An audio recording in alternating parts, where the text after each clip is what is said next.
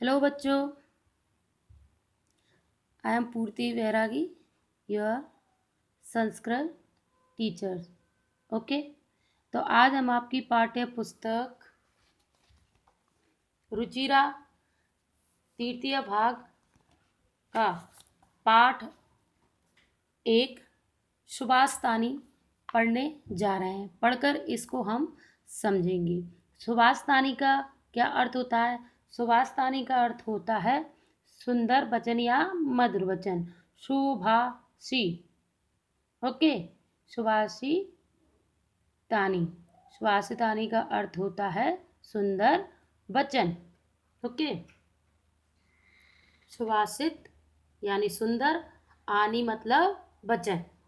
तो इसको पाठ पढ़ने से पहले इसको थोड़ा सा हम सुभाषतानी का अर्थ समझ लेते हैं और जो आपके पाठ में पाठ दिया गया है उसके बारे में भी थोड़ा जान लेते हैं। सुभाषित शब्द सु प्लस भाषित, इन दो शब्दों के मेल से संपन्न होता है। सु का अर्थ है सुंदर, मधुर का तथा भाषित का अर्थ वचन। इस तरह सुभाषित का अर्थ सुंदर मधुर वचन है। प्रस्तुत पाठ में सुक्ति मंजरी, नीति सप्तकम, मनुस्मृति, शिशु पालवद्धम, पंचतंत्रम से रोचक और विचारपरक श्लोकों को संग्रहित किया गया है। ओके, तो आइए इस पाठ को हम पढ़ते हुए समझते हैं। बीच बीच में आपकी पाठ्य पुस्तक में इधर शब्दार्थ भी दिए गए हैं, तो पहले आप पाठ को पढ़ने से पहले इन शब्दार्थों को लर्न कर लेना। तो मैं इन शब्दार्थों को आपको बीच बीच में बुक में भी बताती जाऊंगी, ठीक है। तो पहला आपका है गुणा गुणकेषु गुणा भवन्ति, ते निर्गुणं प्राप्य भवन्ति दोषः। शुष्वा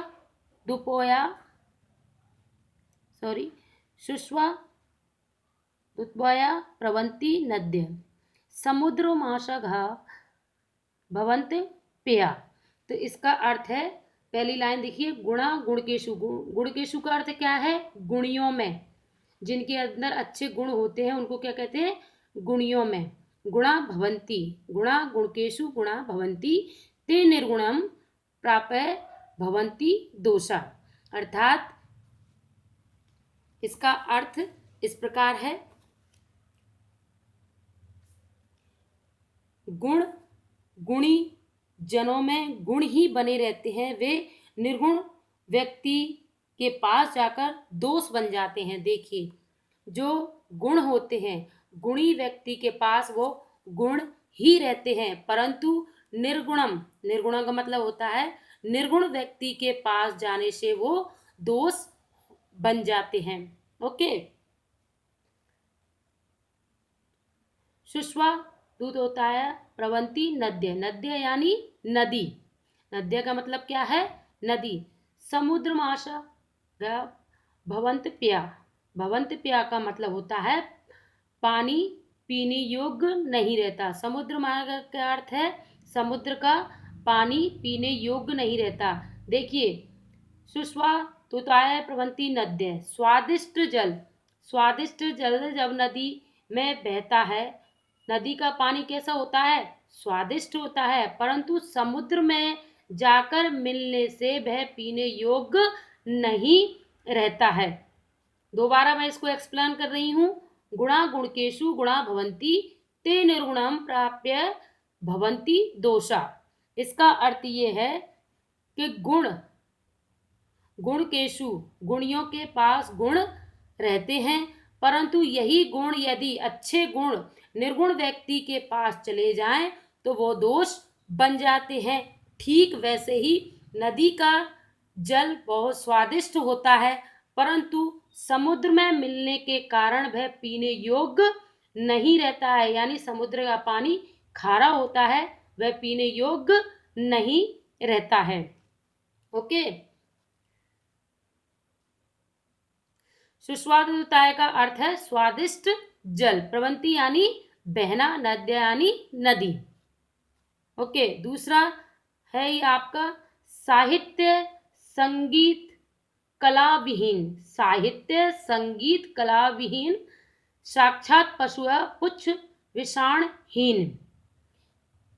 तृणं न खादन्ति जीवनां तद्भागद्यं परम पशु नाम। दोबारा पढ़ती हूँ इसको, देखिए। साहित्य संगीत कला विहीन, साहित्य संगीत कला विहीन, विहीन मतलब जिसके पास, जिसको साहित्य संगीत और कला की जानकारी नहीं है। साक्षात पशु है पुच्छ विषाणहीन मतलब जिसके पास साहित्य संगीत और कला का ज्ञान नहीं है, वह साक्षात उस पशु के समान है जिसके सींग और पूंछ नहीं होती। पुच्छ, पुच्छ का मतलब पूंछ, विषाण यानी सींग, हीन मतलब के बिना। वह व्यक्ति किसके समान है? उस पशु के समान है जिसके सींग और पूंछ नहीं होती है। तृणं न खादन्ति जीवनां तद भागद्यं परम पशूनाम। तद भागद्यम इसका अर्थ होता है परम सौभाग्य। तो इसका हम पूरे का अर्थ इस प्रकार करते हैं। साहित्य संगीत और कला से रहित व्यक्ति सींग और पूंछ से रहित साक्षात पशु है। वह घास न खाते हुए भी जीवित है। यह तो पशुओं के लिए परम सौभाग्य की बात है। यहाँ पर यह बताया गया है कि जो साहित्य संगीत और कला से रहित व्यक्ति किस प्रकार है? उस पशु के समान है जिसके सिर पर सींग नहीं होती और पूंछ नहीं होती। तृण का मतलब होता है घास ना खादपि जीवनाम। तृण का मतलब क्या है? तृणम का मतलब क्या है? यहाँ पर घास।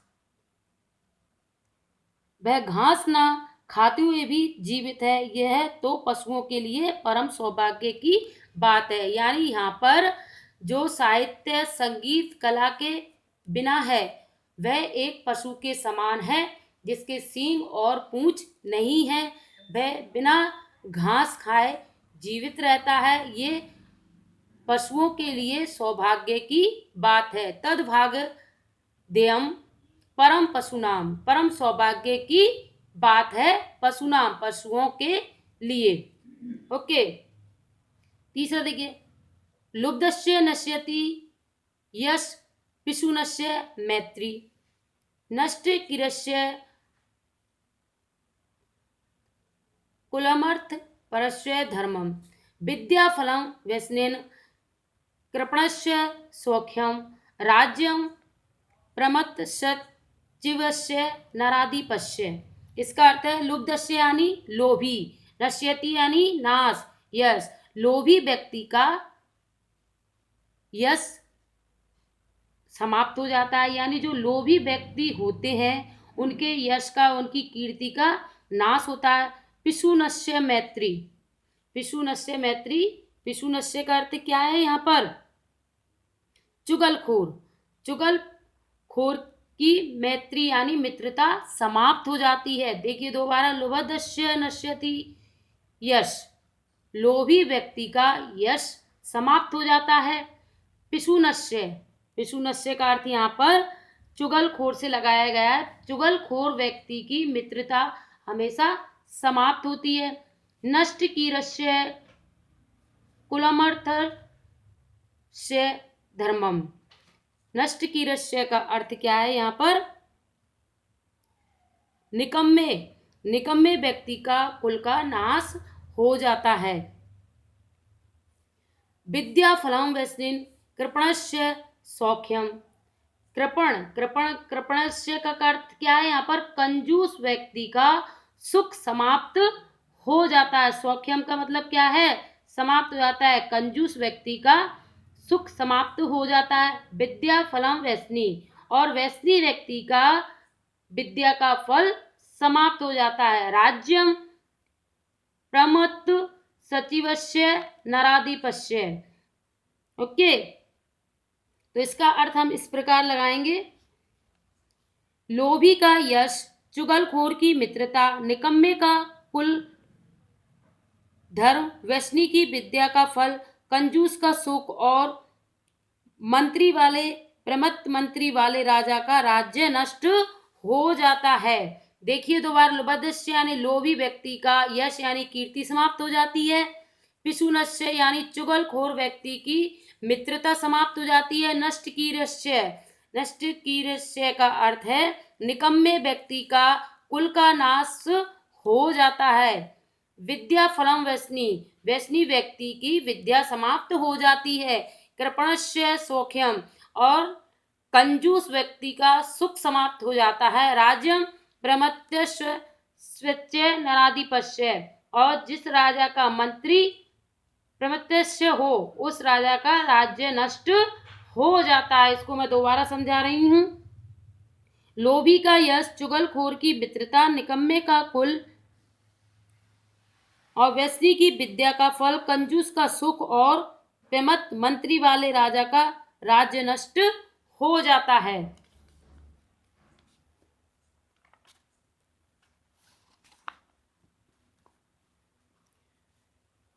आगे देखिए, पित्वा रसम तु कंडुकम मधुरम समानम। पित्वा रसम तु कंडुकम मधुरम समानम माधुर्यमेव जनेयम मधुमक्षिका सौ संतस्तवे समसज्जन दुर्जनानम श्रुत्वा वच मधु सुक्ते रसम सृजंती। इसका अर्थ है पृत्वा यानी पीना, रसम यानी रस, कटुकम यानी कड़वा, मधुरम यानी मीठा, समानम यानी समान।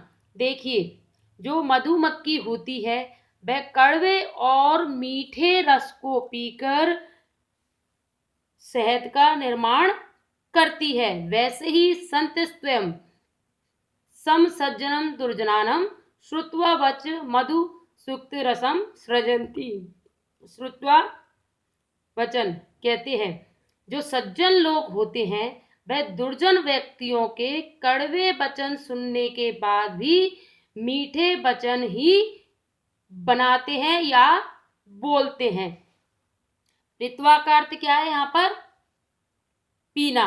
रसम यानी रस, कटुकम यानी कड़वा, मधुरम यानी मधुर, समानम यानी एक सा।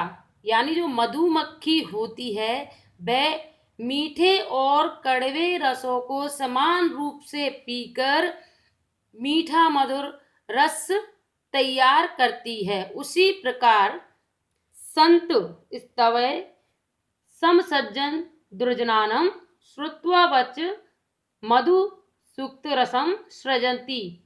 ठीक वैसे ही जो सज्जन लोग होते हैं, जो साधु जन लोग होते हैं, वह दुर्जन व्यक्ति यानी बुरे व्यक्तियों के कड़वे वचन सुनकर भी मीठे वचन कहते हैं। इसका अर्थ मैं दोबारा आपको समझा रही हूं।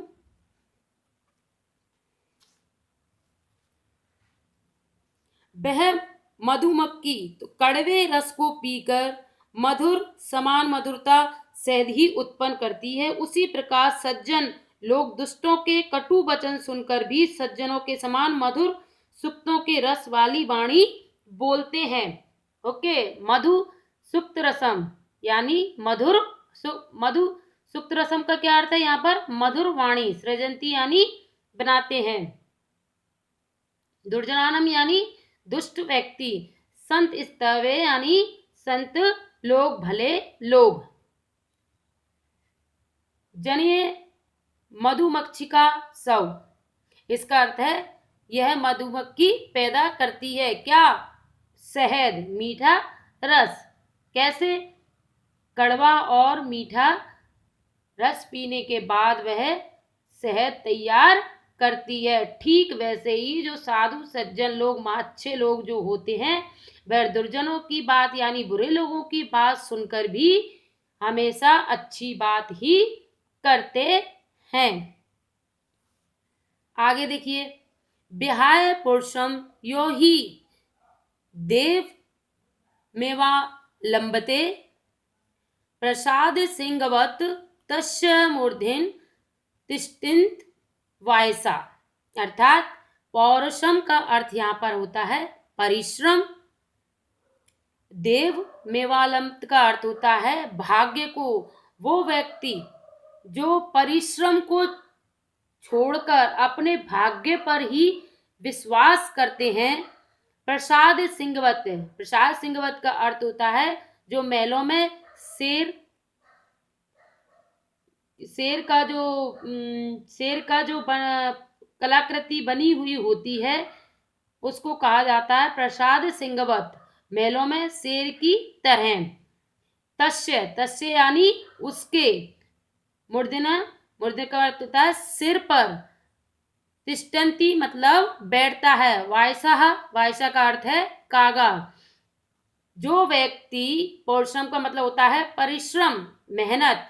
जो व्यक्ति मेहनत ना करके देव मेवा लंबते, जो अपने भाग्य पर विश्वास करके बैठा रहता है, तो उसकी स्थिति वैसी ही होती है जैसे महलों में शेर की तरह उसके सिर पर बैठा हुआ कौआ। इसका अर्थ मैं दोबारा आपको करती हूं।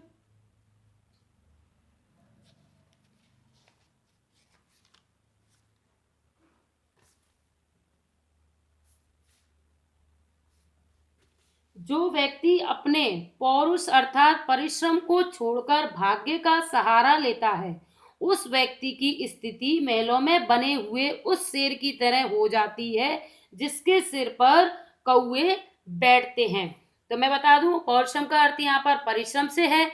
देव मेवाल बते का अर्थ भाग्य को ही सब कुछ अपना मानना। प्रसाद सिंहवत, महलों में बने हुए शेर की आकृति। और तस्य यानी उसके, मूर्धन्य का अर्थ है सिर पर। तिष्ठन्ति का अर्थ है बैठता। और वायसा का अर्थ है कौआ। यानी दोबारा इसको मैं आपको समझा रही हूं। जो व्यक्ति अपने पौरुष अर्थात परिश्रम को छोड़कर भाग्य का सहारा लेता है, उस व्यक्ति की स्थिति महलों में बने हुए उस शेर की तरह हो जाती है जिसके सिर पर कौवे बैठते हैं। चलिए अब हम आगे बढ़ते हैं।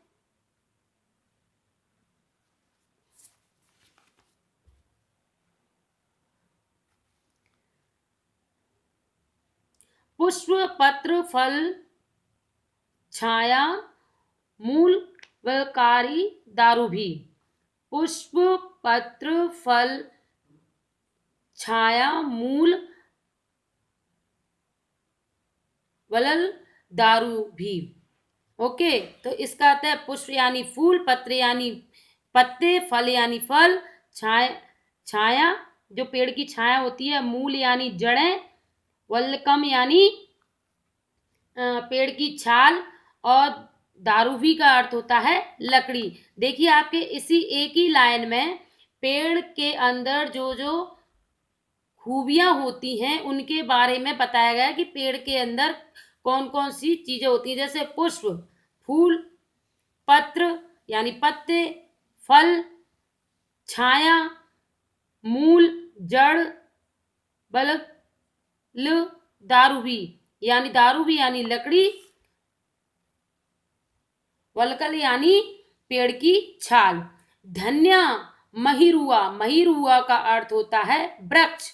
महिरुआ का क्या अर्थ है यहाँ पर? वृक्ष।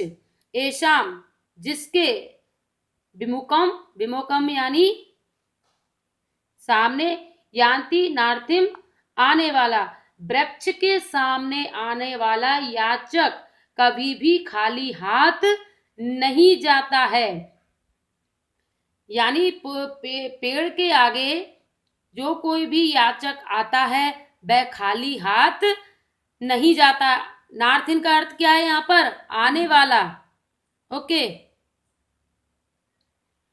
विमुखम सामने, एशाम जिसके, महिरुहा, महिरुह का अर्थ है वृक्ष, धन्य का अर्थ है धन्य, वह वृक्ष धन्य है जिसके पास जो कोई भी आता है वह उसे खाली हाथ नहीं जाने देता। तो मैं इस लाइन का फिर आपको अर्थ समझा रही हूँ। पुष्प पत्र फल छाया मूल वलल दारू भी, यानी एक पेड़ में ये सभी चीजें होती हैं जो सभी के काम आती हैं, और वृक्ष के सामने आने वाला याचक कभी भी खाली हाथ नहीं जाता है। चिंततिया ही विपदाम आदावेव प्रतिक्रिया। चिंतनिया यानी विपदाम यानी परेशानी, आदावेव यानी पहले, प्रतिक्रिया समाधान। आने वाली विपदा के बारे में हमें पहले ही सोच लेना चाहिए। चिंतनीय का मतलब होता है सोच लेना चाहिए, यानी आने वाली विपदा यानी आने वाली परेशानी के बारे में हमें पहले ही सोच लेना चाहिए। न कूप खनम युक्तम प्रदीपे वही न ग्रहे।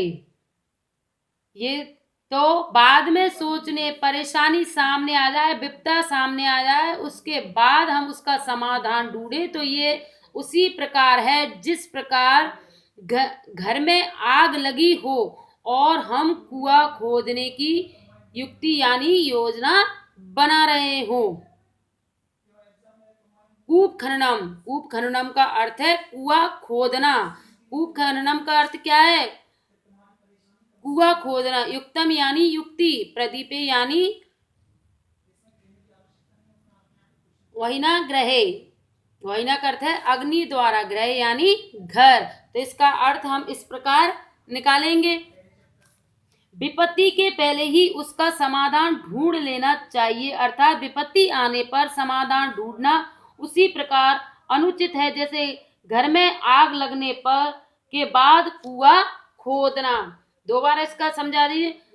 चिंतनिया, चिंतनिया का अर्थ होता है सोच लेना चाहिए। ही विपदाम, विपदाप से पहले, आदावेव पहले, प्रतिक्रिया यानी समाधान, यानी कोई अगर परेशानी आ रही है तो उससे पहले हमें उसका समाधान ढूंढ लेना चाहिए, अर्थात हम अगर ऐसा नहीं करते हैं और बाद में समस्या सामने आने पर जब हम उसका समाधान ढूंढते हैं तो ये उसी प्रकार है जिस प्रकार घर में आग लगी हो और हम कुआं खोदने रहे हों। ओके, तो ये थे आपके पाठ 1 से सुभाष तानी सुंदर वचन से, जो मैंने आपको संस्कृत से हिंदी में समझा दिए। कुछ कठिन शब्द भी थे, वो भी मैंने आपको समझा दिए हैं। शब्दार्थ, आपकी पाठ्य पुस्तक में कुछ शब्दार्थ दिए गए हैं, उनको आपको लर्न करना है जिससे आपको ये पाठ और अच्छे से समझ में आ जाए। देखिए अभ्यास, अब आते हैं हम अभ्यास पे। पाठे दत्नामा पदनामा, पाठे दत्नानाम पदनानम सर्वाचनम कुरुत। इसमें आपके पाठ में जो पद दिए गए हैं उनको स्वर के साथ लयबद्ध तरीके से पढ़ना है। कुरुत यानी करो, उनको स्वर और लय के साथ उनका उच्चारण करो। दूसरा प्रश्न है, श्लोका केशु रिक्त स्थानी पूर्यति। आप अपने श्लोकों को पढ़कर अपने रिक्त स्थानों को भरिए। ओके, तो पहला आपका क्या है? समुद्र माशा भवन प्या। समुद्र माशा क्या है? समुद्र में जाके पानी पीने, भवन प्या का अर्थ होता है पीने योग्य नहीं रहता। इधर देखिए आप, समुद्र माशा भवन प्या, भवंत प्या का अर्थ होता है, भवंत प्या का पीने योग्य पानी नहीं रहता, यानी समुद्र में पानी मिलने से, नदी का पानी मिलने से वह पीने योग्य नहीं रहता है। आपको आपकी पाठ्य पुस्तक के अंदर से जो पाठ है उसमें से ढूंढकर आपको खाली स्थान भरना है। जैसे समुद्र माशा भवन प्या, इसका अर्थ है समुद्र में मिलने के बाद पानी पीने योग्य नहीं रहता है। श्रुत्वा वच मधु सुक्त रसम सृजंती।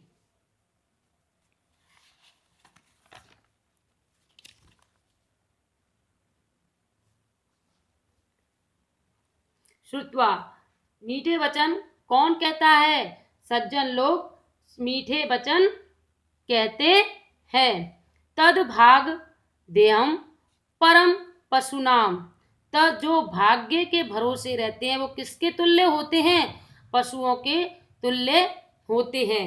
यानी पशु तद भाग्य ध्यम परम पशुनाम, यानी वह पशु भाग्यवान है। विद्या फलम वैष्णिन, वैष्णिन का क्या समाप्त हो जाता है? विद्या का फल। विद्या फलम का अर्थ है विद्या का फल। वैष्णिन लोगों का विद्या का फल समाप्त हो जाता है। कृपणस्य सौख्यम, और कृपणस्य व्यक्ति का सुख समाप्त हो जाता है। कृपणस्य सौख्यम यानी कंजूस व्यक्ति का सुख समाप्त हो जाता है। परुषम व्यहम यह देवमेव अवलंबते, जो व्यक्ति परिश्रम नहीं करता वह भाग्य के भरोसे रहता है। चिंतनीया ही विपदाम आदावे प्रतिक्रिया, हमें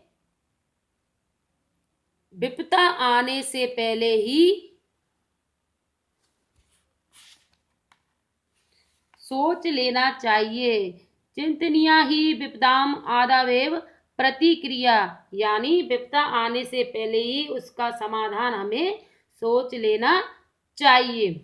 नंबर 3, प्रश्नानाम उत्तराणि एक पदिन लिखत, इसका अर्थ है नीचे दिए गए जो प्रश्न है उनका उत्तर आपको एक पद में देना है। तो का नंबर,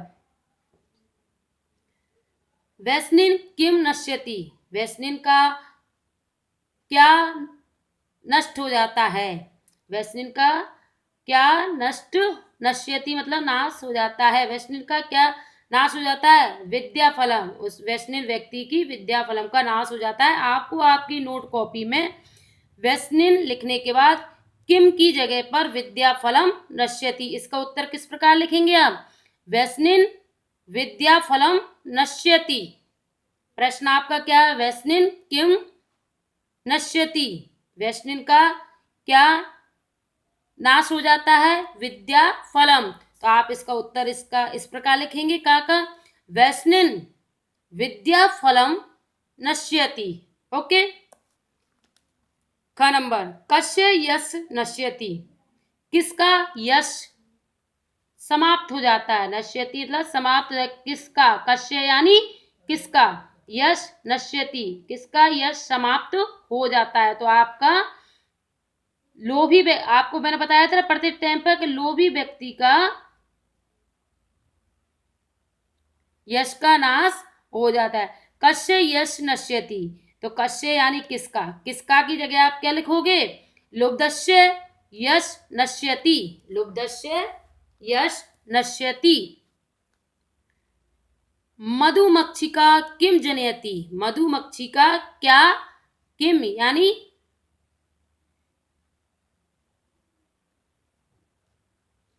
किम यानी क्या, मधुमक्षिका क्या जनयति यानी बनाती है। तो आप किम की जगह पर क्या लिखेंगे उत्तर में? मधुमक्षिका माधुर्यम जनयति, मधुमक्षिका माधुर्यम जनयति।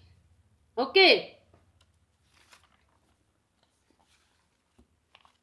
आगे देखिए आप, घ मधुर सूक्त रसम के सृजंती, मधुर सूक्त रसम के सृजंती।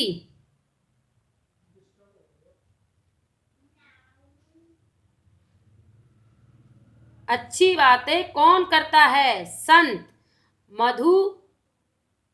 मधुर सूक्त रसम के सृजंती, मधुर बातें कौन करता है? तो इसका उत्तर आप के की जगह संत लिखेंगे। मधुर सूक्त रसम संत सृजंती। दोबारा बोल रही हूं, इसका उत्तर इस प्रकार लिखेंगे, मधुर सूक्त रसम संत सृजंती। के की जगह पर आप संत लिखेंगे। मधुर सूक्त रसम का अर्थ क्या है? अच्छी बातें कौन करता है? अड़ा अर्थिन केभ्य विमुखा न यान्ति, अर्थिन केभ्य विमुखा न यान्ति। तो इसमें आप केभ्य की जगह पर मही रु भय लिखेंगे। ओके, तो ये थे आपके एक पद वाले प्रश्नोत्तर जो मैंने आपको संस्कृत और हिंदी दोनों में समझा दिए हैं। नंबर 4, अधोलिखित तद्भव शब्दानां कृते पाठात् चित्वा संस्कृत पदानि लिखत। तो आपको ये जो शब्द दे रखे हैं वो तद्भव, तद्भव का अर्थ होता है हिंदी में जो शब्द दे रखे हैं आपकी पाठ्य पुस्तक से उन्हीं के आपको संस्कृत शब्द लिखना है। दोबारा इसका प्रश्न देखिए, अधोलिखित तद्भव शब्दानां कृत्य पाठात् चित्वा संस्कृत पदानि लिखत। तो आपको तद्भव का अर्थ क्या है, हिंदी शब्द दे रखे हैं उनके आपकी पाठ्य पुस्तक को पढ़ते हुए आपको संस्कृत शब्द लिखना है। तो ये सारे शब्द आपकी पाठ्य पुस्तक पाठ 1 में आए हैं। कंजूस, कंजूस का अर्थ क्या है, कृपण, कृपण शब्द आपके पाठ में आया है। कड़वा, कड़वा का अर्थ क्या होगा संस्कृत में, कटुकम, कटुकम। पूंछ का अर्थ क्या होगा, पुच्छ। लोभी का लुब्ध। मधुमक्खी का मधुमक्षिका। तिनका यानी तृणम, तिनका का अर्थ क्या होता है, तृणम। अब देखिए नंबर 5,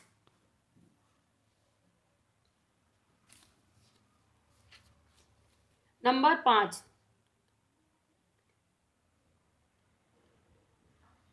अधो लिखे तेषु वाक्येषु कर्ता पदम क्रियापदम च चित्वा लिखा। देखिए इसमें कर्ता पदम क्रियापदम आपको जो वाक्य दिए गए हैं नीचे उनमें आपको कर्ता पद और क्रियापद छांटकर लिखना है। तो आपके जो वाक्यानी ये वाक्य आपके दिए गए हैं का से अड़ा तक और कर्ता दिया है, क्रिया दिया है। इन वाक्यों में से आपको कर्ता और क्रिया छांटकर लिखना है। कर्त पदम का अर्थ क्या है, कर्ता। क्रिया पदम का अर्थ क्या है, क्रिया।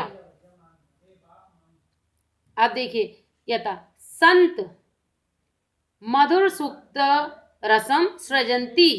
इस आपको पहले मैं बता दूं जो कर्ता होता है आपने पहले भी पढ़ रखा है, कर्ता हमेशा एक वचन में, एक वचन की विभक्ति में होता है। कर्ता हमेशा प्रथमा विभक्ति में होता है।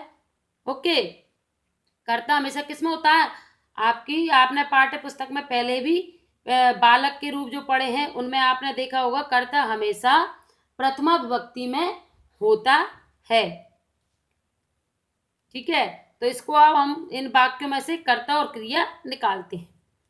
संत मधु सूक्त रसम सृजंती, संत लोग मधुर वचन बनाते हैं। तो यहाँ पर संत आपका कर्ता है और सृजंती क्रिया है। दूसरा देखिए का नंबर, निगुणम प्राप्य भवंती दोषा। निर्गुण व्यक्ति के पास गुण दोष के समान होते हैं। तो यहाँ पर दोषा, दोषा प्रथमा विभक्ति का एक वचन का है तो दोषा यहाँ पर कर्ता है और भवंती यानी क्रिया है। गुण केशु गुणा भवंती, गुणियों के गुण। ठीक है, तो इसका अर्थ क्या है, गुणा, गुणा कर्ता का एक वचन, गुणा यहाँ पर करता है भवंती। मधुमक्षिका माधुर्यम जनयते, मधुमक्षिका यानी मधुमक्खी माधुर्य जनयते, शहद बनाती है। तो मधुमक्षिका यहाँ पर स्त्रीलिंग है परंतु वो कर्ता में एक वचन में है, इसलिए मधुमक्षिका यहाँ पर आपका कर्ता है और जनयते यानी क्रिया है। पिशुनस्य मैत्री यश नाश्यति, पिशुनस्य मैत्री यश नाश्यति।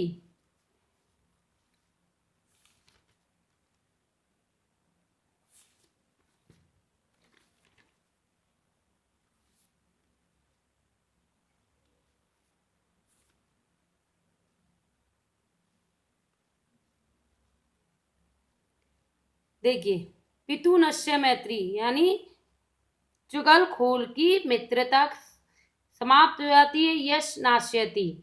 ओके, पिशु नश्य का अर्थ यहाँ पर हमने क्या लगाया था, चुगलखोर की मित्रता समाप्त, मित्रता का नाश हो जाता है। तो मैत्री आपका यहाँ पर, मैत्री ये स्त्रीलिंग है और कर्ता में आएगी, नाश्यति क्रिया है। नद्य समुद्रमाशघ अप्यः भवन्ति, नदी यानी नदी, नदी भी आपका स्त्रीलिंग है और समुद्र मार्ग अप्य भवंती, नद यानी कर्ता और भवंती यानी क्रिया। तो ये थे आपके कर्तव्य पदम, क्रिया पदम जो मैंने आपको समझा दिए हैं।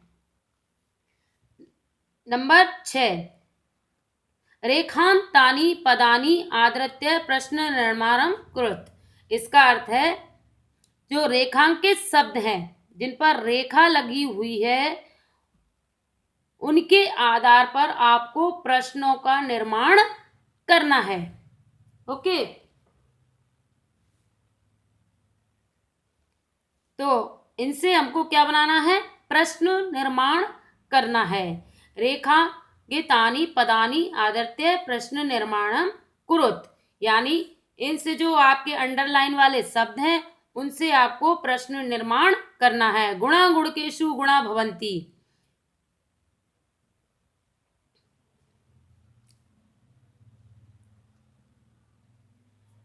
गुणा गुणकेषु गुणा भवंती, गुण गुणी जनों में गुण ही बने रहते हैं, यानी जो अच्छे गुण होते हैं वो गुणियों में बने रहते हैं। तो इसका प्रश्न हम कैसे बनाएंगे, गुणा गुणकेषु गुणा भवंती, ये आपका है, इसका प्रश्न बनेगा के गुणकेषु गुणा भवंती, किनके गुण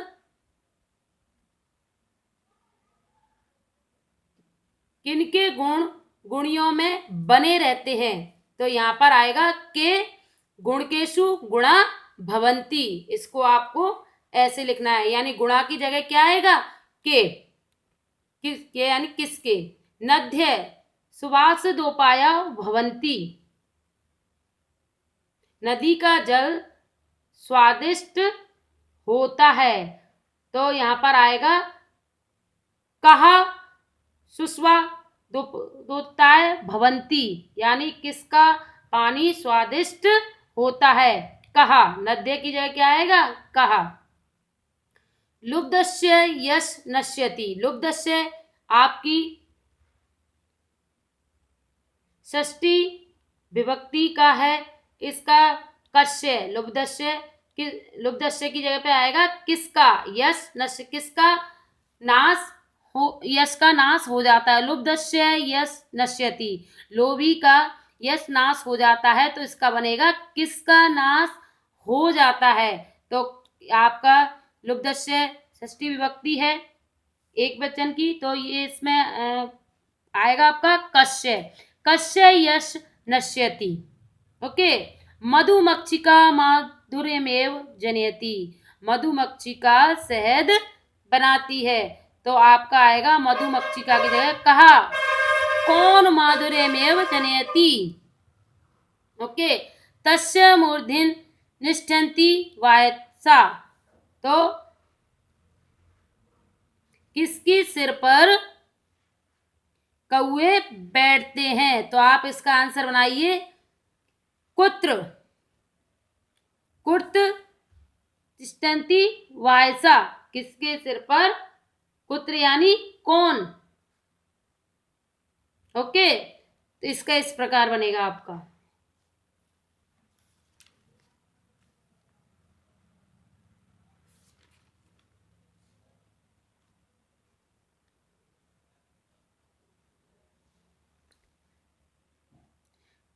अब आते हैं हम 7, उदाहरणानुसारम पदानी पृथक कुरुत। आप उदाहरण के अनुसार पदानी पृथक, यानी जो आपके शब्द दे रखे हैं उनको हमको संधि विच्छेद करना है।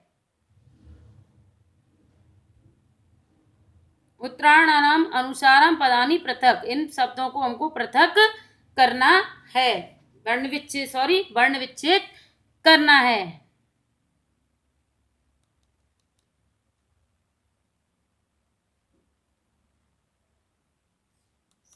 सॉरी वर्ण विच्छेद नहीं, इनका हमको अलग करना है, संधि विच्छेद करना है। ओके, तो इधर देखिए आप, पहला है, इसमें आपकी बुक में दे रखा है ये पहला, समुद्रम आशाघा, समुद्रम असाध्य, यानी समुद्रम और आशा घा। इधर देखिए, माधुर्यम एव, एक ही मात्रा है ना, तो एव आ जाएगा और माधुर्यम हो जाएगा। अल्पमेव, अल्पम एव, सर्वम एव, देवम एव।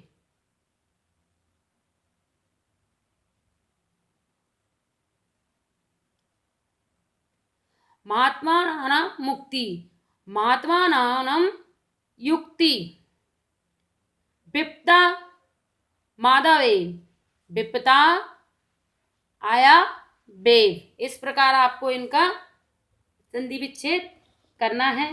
तो ये था आपका पाठ 1 सुभाषतानी। मैंने आपको पूरा पढ़कर समझा दिया है। यदि आपको कहीं भी कुछ भी समझ में नहीं आता है तो आप आपकी 8 क्लास का जो व्हाट्सएप पर ग्रुप है उसमें आप वॉइस मैसेज के द्वारा या मैसेज डालकर भी मुझसे पूछ सकते हैं कि मैम ये हमको समझ में नहीं आया है, तो मैं उसी में आपको दोबारा एक्सप्लेन कर दूंगी। तो मैं आज आपको जो होमवर्क दे रही हूँ वो आपका इस प्रकार है।